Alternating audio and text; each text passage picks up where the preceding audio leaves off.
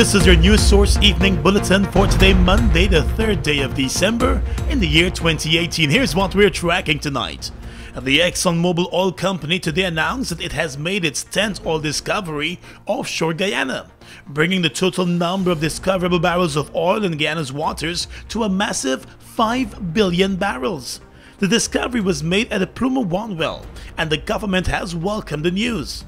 Head of the Department of Energy, Dr. Mark Bino, in a statement said Guyana is on the cusp of transformational development for current and future generations, and the news of Exxon Mobil's 10th discovery offshore Guyana is expected to facilitate the country's realization of substantial social and economic improvements.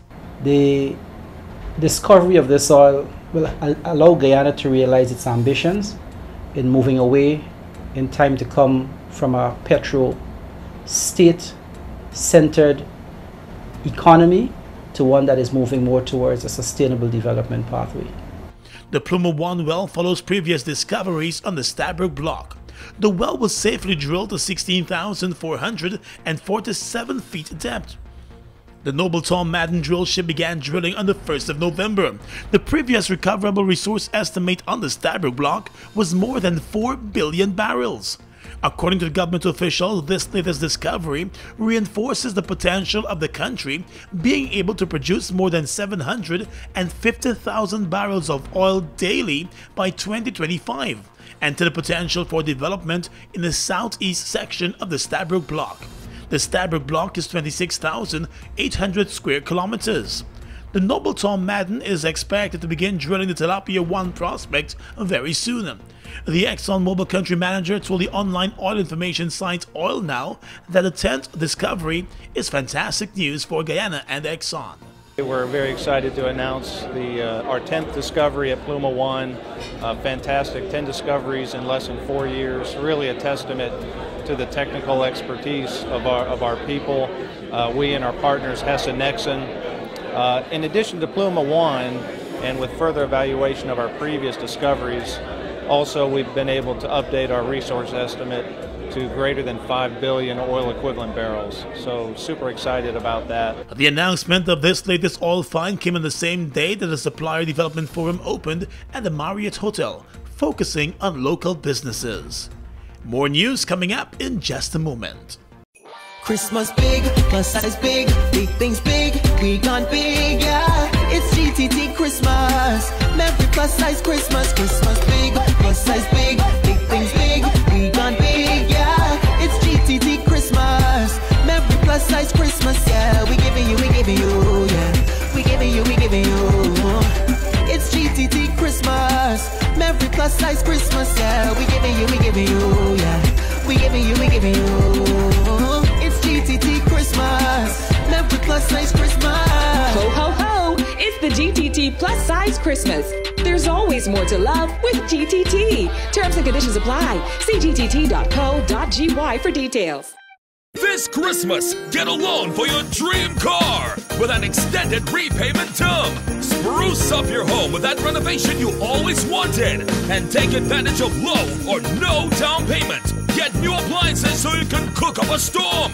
You'll get same-day approval. Plus, you can win a getaway to a destination of your choice. Visit RepublicGuyana.com today to find out how. Republic Bank, we're the one for you.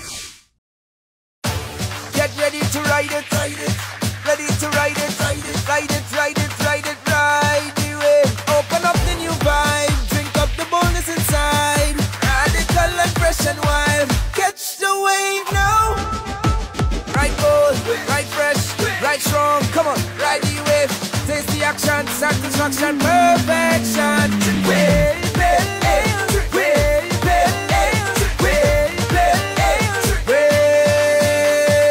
Ride the new wave of excitement sweeping Guyana. Wave Pale Ale, a premium, full-bodied, strong and refreshing alcoholic brew, crafted to perfection for a bold, young, radical you. Don't settle for anything less. Catch a Wave Pale Ale and ride it today. Wave Pale Ale, crafted to perfection. Welcome back.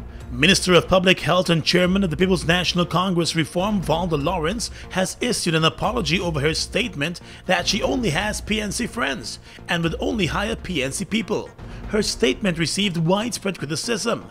In an interview with News Source this morning at Parliament Buildings, Ms. Lawrence says she's not too big to apologize. I have recognized that I must be cognizant of what I say and what I do because I'm a leader. And there are many persons out there who feel hurt and aggrieved by those statements. And so I wish to apologize to those people and to let them know that I remain the fighter for justice and peace and for my people, wherever they are. I will remain that humble person, Valda Lawrence, and I'm not too big to apologize. Mrs. Lawrence explained to News Source that the statements that she made during an internal party meeting do not reflect who she is as a person and what she stands for.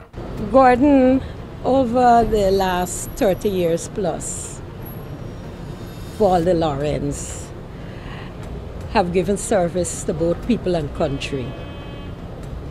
I have fought for both my countrymen and countrywomen. I fought for those known and those unknown. I have fought against injustice, inequality, and many other things. And I would want to state that the statement that has been attributed to me over the last couple of days is not reflective of who I am as a person or as a leader. It was during a party meeting for incoming councillors for the Region 4 area that Ms. Lawrence called on her party comrades and leaders to do more for the base of the party and to encourage party members to educate themselves and get themselves prepared to benefit from various programs and initiatives of the government. She also chided party comrades about infighting and told them that the party needs to focus and bring in other people into the party to ensure its continuing development. Mrs. Lawrence was elected chairman of the PNC Reform back in August. It is the second highest position in the party, coming just after the party leader. Well, one day after the Ministry of Public Infrastructure announced a ban on beach parties behind the Marriott Hotel, Minister of Public Infrastructure David Patterson has explained that the move was triggered by court action filed by the parent company for the Marriott Hotel in Guyana. Speaking to News Source this morning, Mr. Patterson said the Atlantic Holdings Incorporated, which owns the Marriott Hotel, has moved to the courts over the hosting of events with loud noise behind its property, following several complaints from guests of the hotel. Well, what was done is that the Atlantic Holding Inc., which is the owner of the Marriott, have moved to the court for an injunction against the ministry for prohibiting, permitting any activities, and that's based on a noise nuisance. During the day, they've sent supporting claims from guests, including the during the Cricket World Cup, the Indian team and the Irish team. So, as a interim measure, we have had to suspend and cease all applications, and hopefully, if possible, we can arrive at some resolution. The Marriott Hotel had also filed a number of complaints to the police following events hosted at the beach just behind the hotel that would go on into the early mornings, with loud music pounding through the air and affecting its guests. Additionally, there were also complaints about cars being parked blocking the entrance and exits to the hotel compound, including those for staff. Another hotel in the same area and some residents of Kingston had also raised some concern. Minister Patterson said the main complaint was about night events. Well, the main complaint was at night.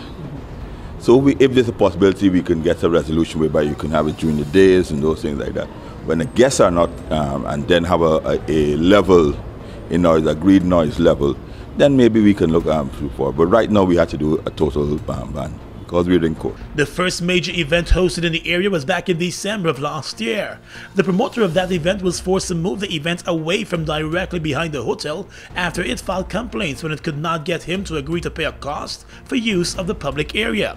Since then, a number of other events were hosted in the area, including a recent stage show with international artists that went on into the early morning hours.